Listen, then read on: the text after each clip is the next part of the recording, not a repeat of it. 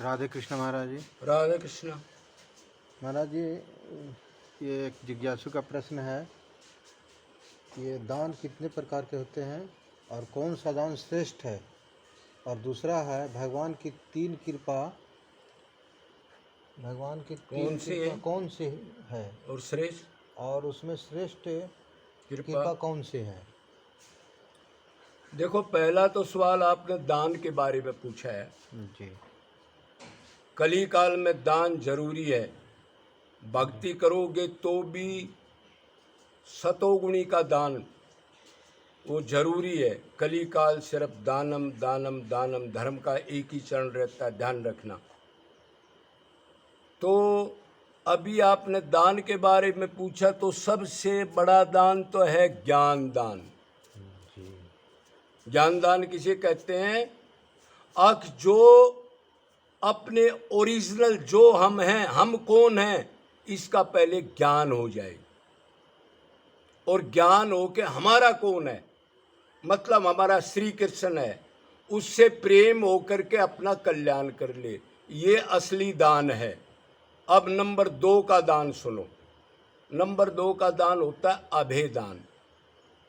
अभय दान का मतलब यह है, कोई भी जीव, कीट पतंग से लेकर के कोई भी 84 लाख का जीव अगर दुखी हालत में है, किसी विपता में है, और आप उसको तत्व से भगवान समझ के और उसकी तन मन धन से जो सेवा करते और उसके बदले में कुछ नहीं चाहते, ये सोचते हो प्रभु जो मैंने इसकी सेवा की है वो सारा मटेरियल आपका, शरीर आपका, और हम गर्भ से नंगे बुच्चे निकले थे, जो मटेरियल मैंने इसके लिए सेवा के दिया ये इसी का था, और आपने मेरे को एक निमित्त पियन बना करके मौका दे दिया, प्रभु ये आपकी कृपा है। इस डाल दान मतलब उसके बदले में मान बढ़ाई और कुछ बल्कि छुप के उसकी सेवा किसी को ना बताए, ये दूसरे नंबर का दान है। इसको कहते हैं अभय दान। भय से मुक्त कर देना, उसको कहते हैं अभय। ये दान क्या करेगा? ये दान आपके अंतकरण की शुद्धि कर देगा। मैं शरीर हूं, इस अहंकार को मार देगा और भक्ति के अंदर आपको खींच देगा। लेकिन इसमें यह कंडीशन है कि जो वो दान करता है इस टाइप का किसी जीव के प्रति, उसमें किसी की स्पोर्ट ना ले, पंचायत ना बनाए, और तरह तरह ये करो वो ना बनाए, निर्लौकिक हो जाएगा। जो आपकी पावर है, जो भगवान ने सामर्थ्य दी है, उसी को अपने ही से अपने ही चीज को खर्च करो। ठीक है, क्योंकि दूसरे का धर्म अपना धर्म नहीं होता। इस डाल को, इसको कहते हैं अभय दान। फिर दान के प्रकार, दान के 4 प्रकार हैं। वो है क्या? तमोगुणी दान, रजोगुणी दान, सतोगुणी दान, और परमात्मा और महापुरुष भगवत प्राप्त संत के निमित्त दान। ये 4 टाइप के दान हैं। तो तमोगुणी दान के रिजल्ट तो आपने पता ही है, वो गलत है। तमोगुणी दान कैसा होता है? किसी नाचने वाली को 5,000 रुपये दे दिए, ठीक है। कहीं आपकी मान बढ़ाई हो रही है, कोई फंक्शन हो रहा है, भोग का कोई काम लोग कर रहे हैं, और उन 4-5 आदमी में बैठे आपको कह दे दान तो दिखाने के लिए 10,000 रुपये निकाल के दे दिए। ना आपका मन है ना और कुछ, अब लोग मेरे को देखें। इस टाइप के ये तमोगुणी दान है, ये तो निकृष्ट हैं। एक रजोगुणी दान होता है, किसी अपने संबंधी को पैसे दे दिए, शादी के अंदर करोड़ों रुपए खर्च कर दिए, तो ये रजोगुणी दान है। इसका फल भी 84 है, मतलब शरीर ही मिलेगा। एक दान होता है सतोगुणी दान, जो बगैर बताए, बगैर प्रोपगंडा करे, और उसको मान करके और महापुरुष वगैरह को या कोई अच्छी जगह पर लगा देना जीवों के निमित्त, उसको कहते हैं सतोगुणी दान। और चौथा दान जो असली है, जो आपकी भक्ति में जुड़ेगा, वो महापुरुष मतलब भगवत प्राप्त संत, जिससे आपको फायदा मिला है 100%। और भगवान के निमित्त, भगवान के निमित्त क्या दान करोगे? मूर्ति को दान करोगे क्या? नहीं, भगवान के निमित्त जो कहता है समस्त भूतों में मैं हूँ, यो माम पश्यति सर्वत्र सर्वमयि पश्यति तस्म्याम न प्रणश्यामि स च मैंने प्रणश्यति। जो समस्त भूतों को मेरे अंदर देखता है, मैं आदि कारण हूँ, मेरे ही प्रकट होते, मैं इनका हेड हूँ, ये मेरे दास है, और समस्त भूतों के अंदर उस तत्व को देखता है।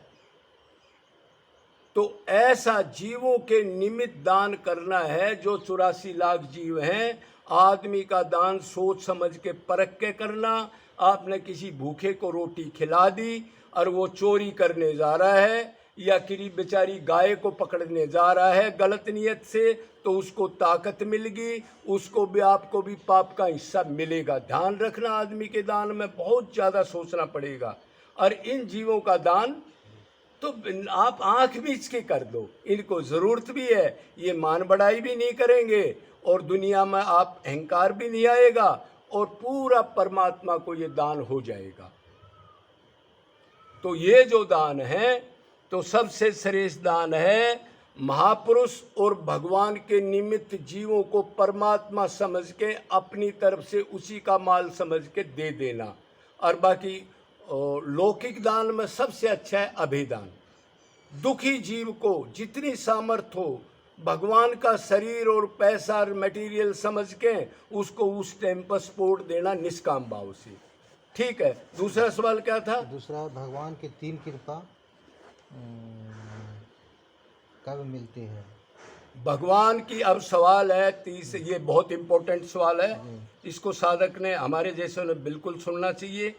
इसका मतलब ये है, अब भगवान की कृपा क्या क्या है भगत पर, या श्रेष्ठ कौन सी है और श्रेष्ठ कौन सी है जी। तो भगवान की जो कृपा है, वो सबसे पहले कृपा है, अब भगवान हर एक के हृदय में बैठ करके सब चीज़ों को जो सोचते हैं उसी को नोट करता है। ठीक है जी, काट दीजिए इसका भी।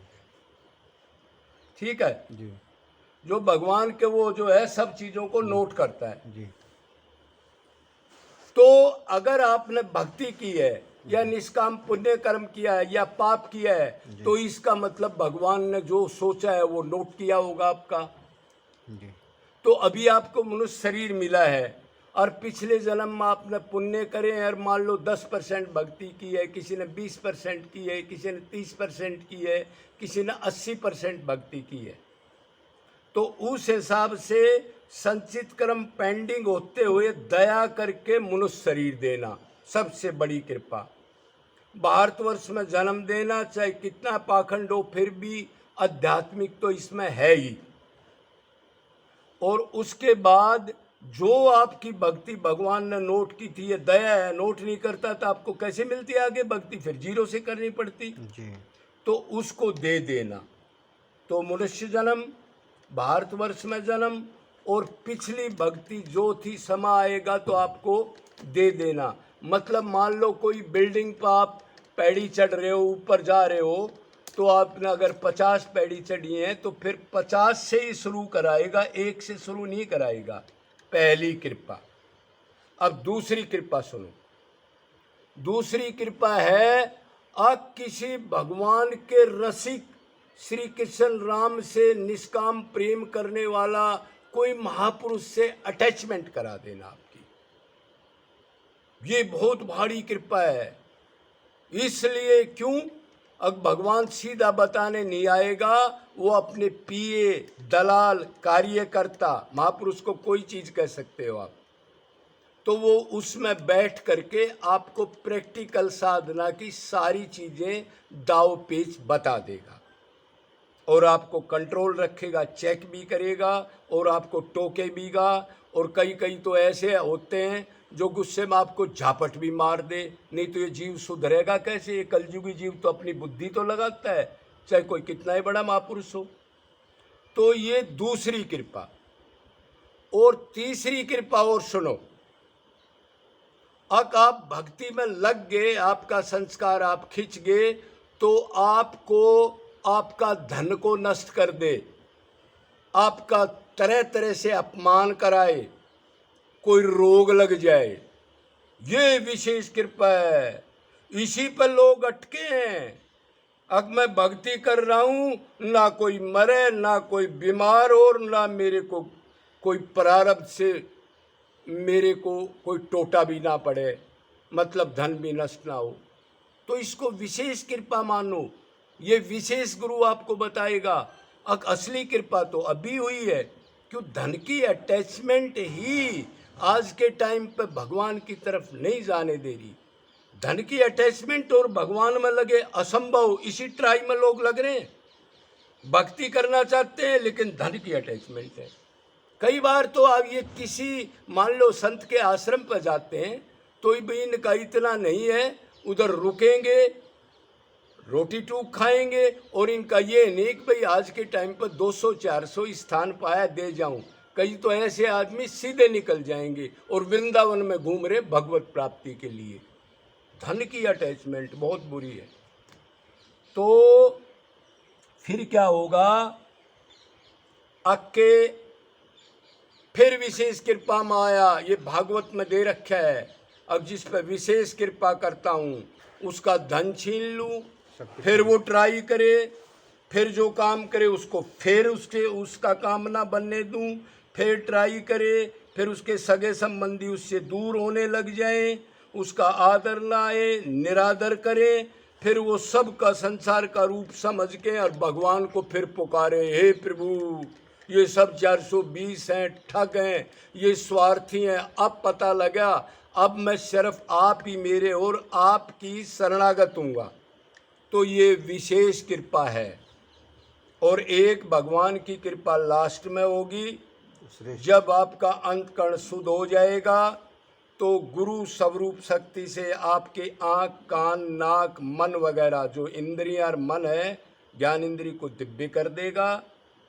क्यों? दिव्य हुए बगैर आप मटेरियल इन आँख नाक से भगवान को ना देख सकते, ना स्पर्श कर सकते, ना बात कर सकते।